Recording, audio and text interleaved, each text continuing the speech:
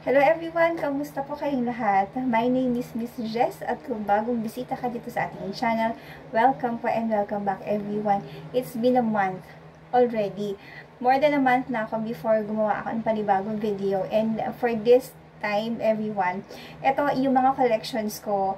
This is all about perfume desserts everyone, and ang pag-uusapan natin is yung mga favorite scents ko from perfume desserts.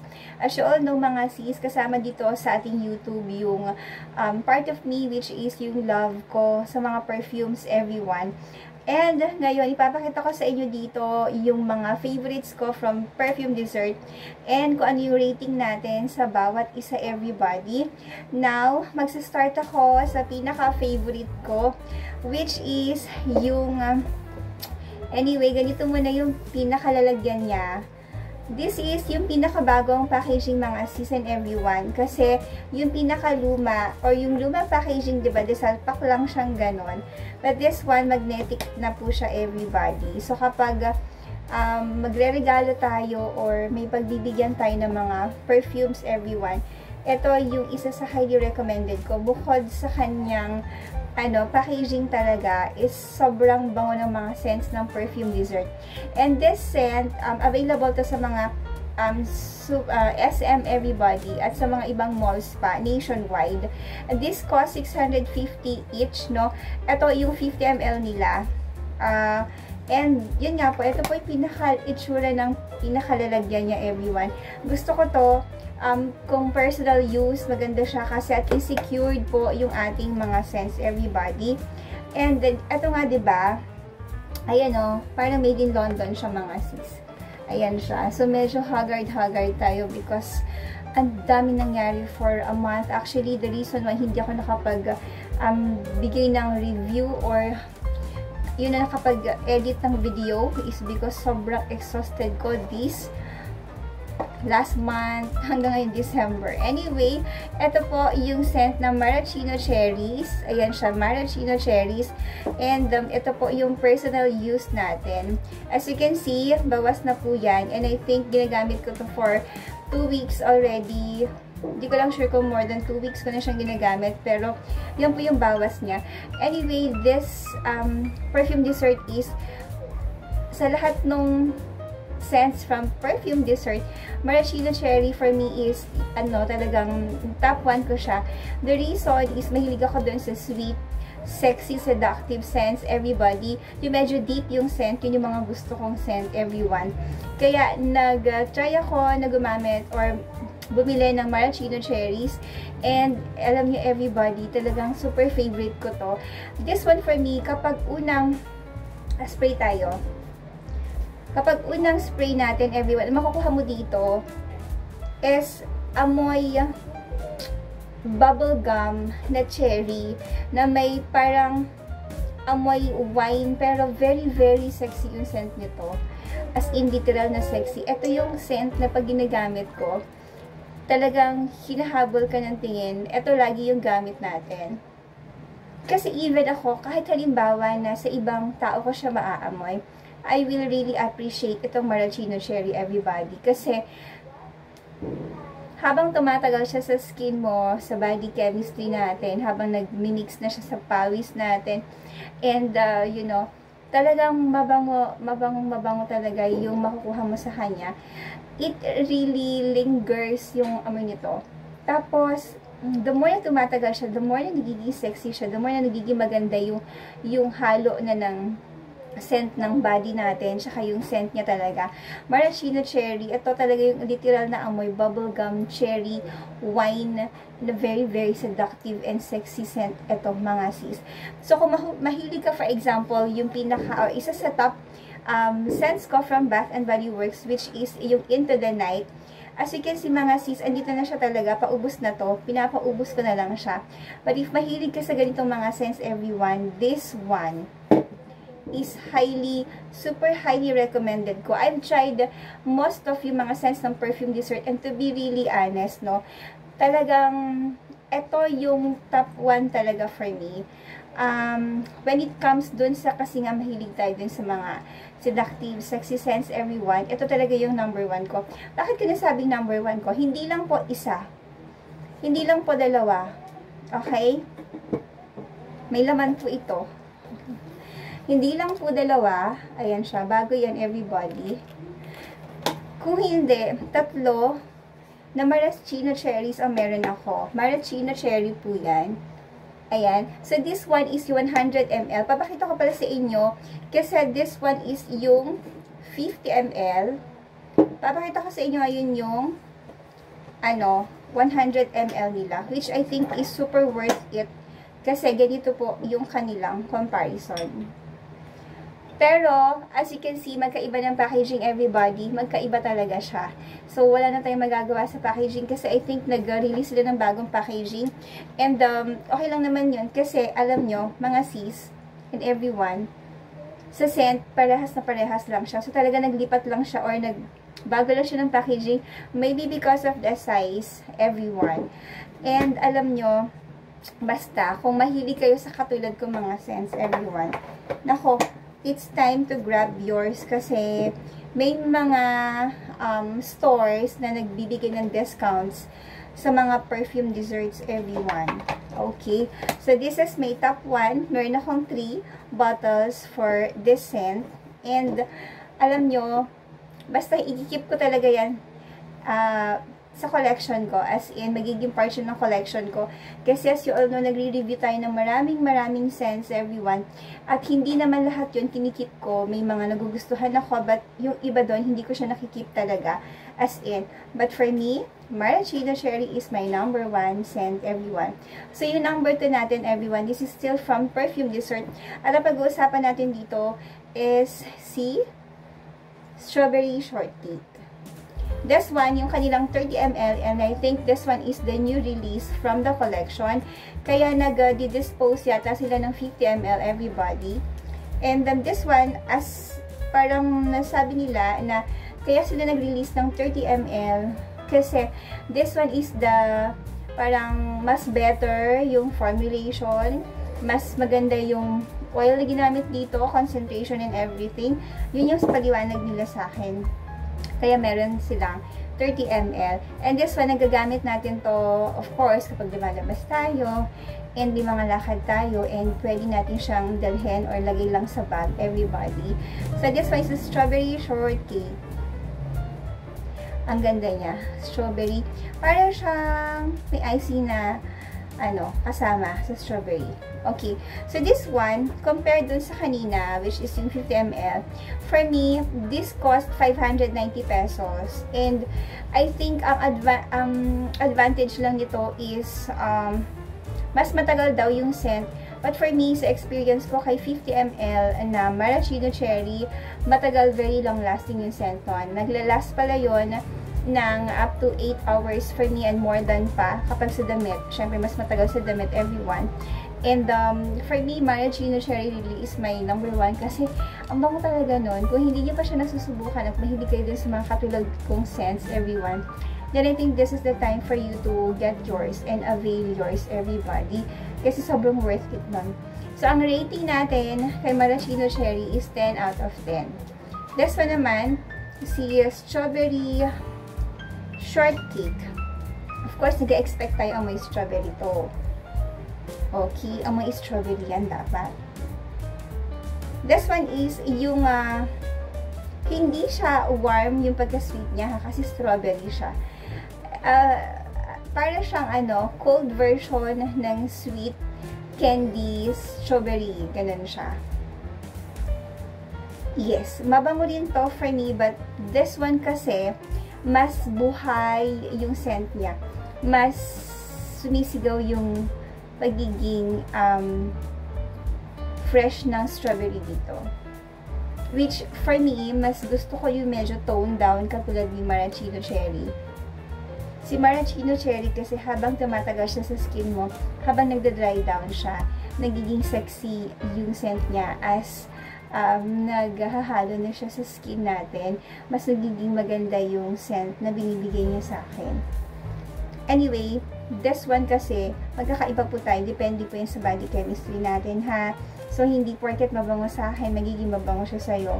O hindi porket ganito yung amoy niya sa akin, magiging ganun din yung amoy niya sa'yo. So, it will really depend on kung paano mag-react sa skin natin. But for me, this one is also sweet strawberry na cold yung pagka-sweet nito. Para siyang, yun nga, loud version ng sweet candy, everyone. So, I like this too. Pero ito, mas bagay ito dun sa mga mas bata na edad. Kasi sa katulad ko nasa 40 na, parang mas maganda yung warm, yung scent na suot-suot ko compared dun sa medyo icy yung dating nung scent na suot-suot natin, everybody. This is my top 2, strawberry shortcake. Don't get me wrong, everyone. This is also one of the best sellers ng perfume desserts. And I think, kung gusto niyo siyang subukan niyo siya pareho. And malalaman niyo kung ano yung mas bagay sa skin niyo. At ang advantage nito, katulad ng may back siyang ganyan, pwede niyo siyang dalhin. Pwede nyo siyang dalhin kahit saan kung, di ba, kung hindi masyadong malalaki yung mga bags na bibili natin. Ayan siya. And yung number 3 natin is si, familiar kayo dito? Si si Cotton Candy Unicorn. So, ang ganda ng packaging nito. Sobrang ganda ng packaging nito. Ayan siya. Alam nyo, si Sweet Pea ng Bath and Body Works at si Cotton Candy Unicorn ng perfume dessert, para silang magkapatid. As in, magkaamoy na magkaamoy talaga sila, everybody. Okay, so ganda pa rin siya. 30 ml pa rin siya. And, for me, this one is bagay to dun sa mga juvenile. Yung hindi masyadong katulad ng age natin, everybody. So, for me, this one is best where, kapag mas bata, like mga 20s, ganyan. Yung mga pa-sweet type of girl, parang yung nagdadalaga, yung parang looking for a date, ganon. Ito kasi is literal nakaamoy siya ni Sweet Pea. Hindi ko ma-distinguish kung meron siyang pagkakaiba, but I think halos same na same talaga siya ng scent, everybody. If you like yung Sweet Pea ng Bath and Body Works, then must try din po perfume dessert, Cotton Candy Unicorn, everyone. So, that's my number 3.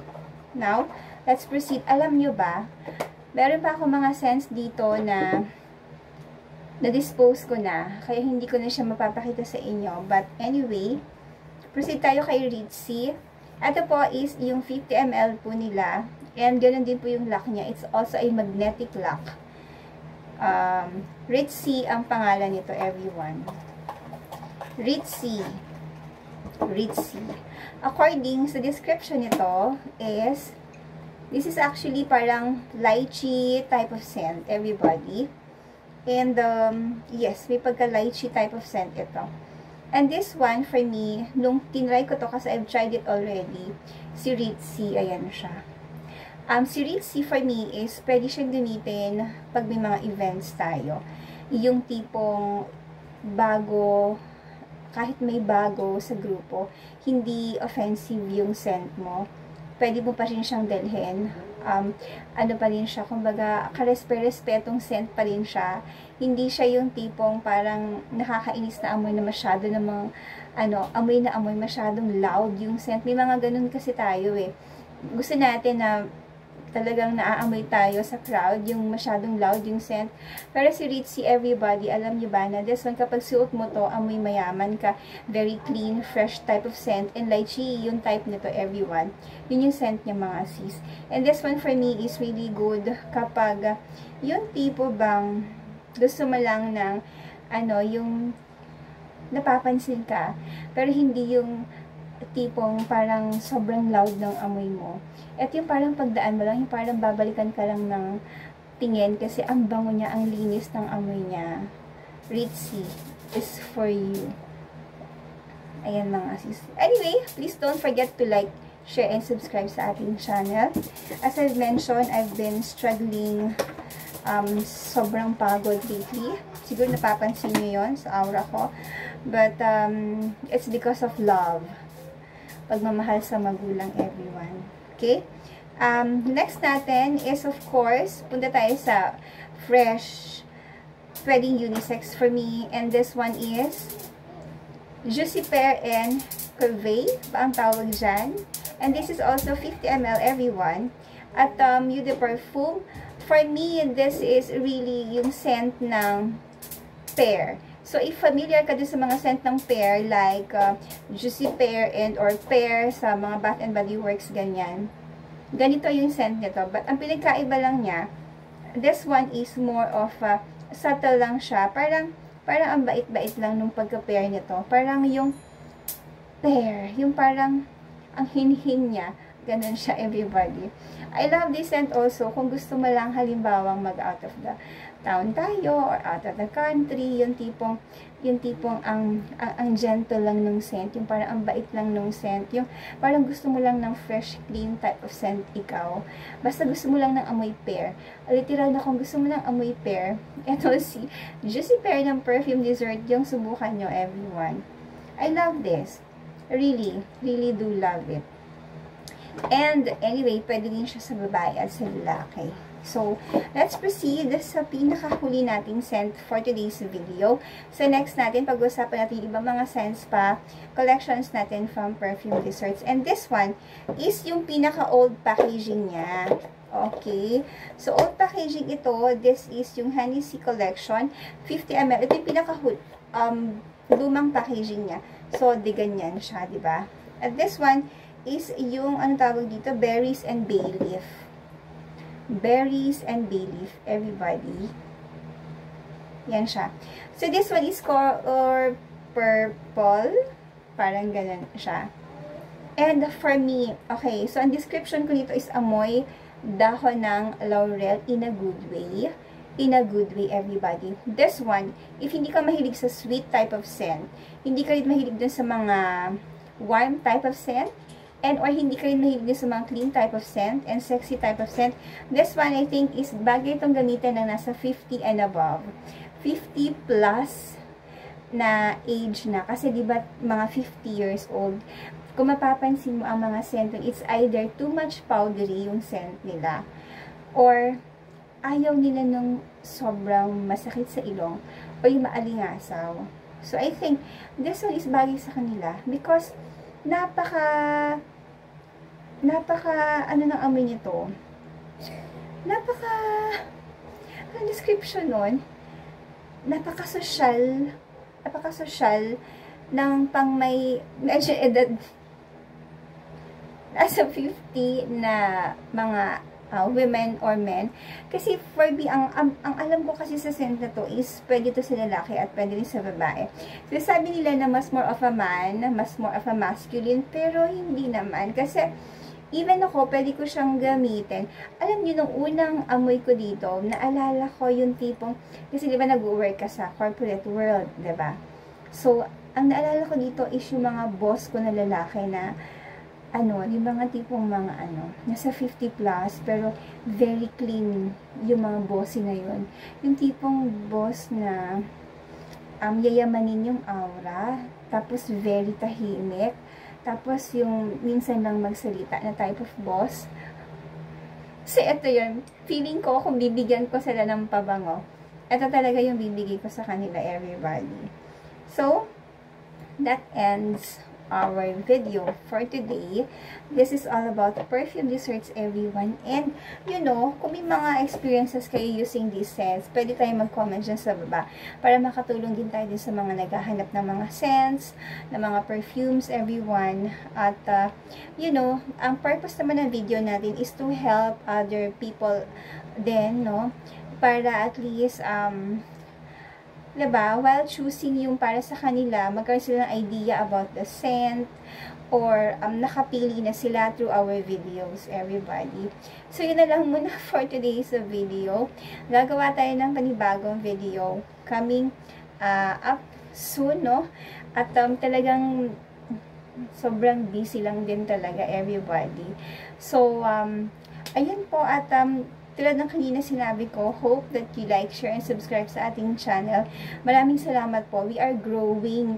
Kaya nga nung nakita ko umakyat yung mga subscribers natin, talagang I'm really looking na mabigyan ng time, no, na gumawa ng video at magkaroon ako ng time to edit kasi talagang this month of November, up to this month, talagang, as you can see, talaga yung pagod ko, everybody. But, you know, despite God is good, He is faithful.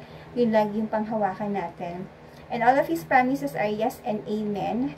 God bless everybody. Stay safe po and see you soon. Don't forget to subscribe, everyone.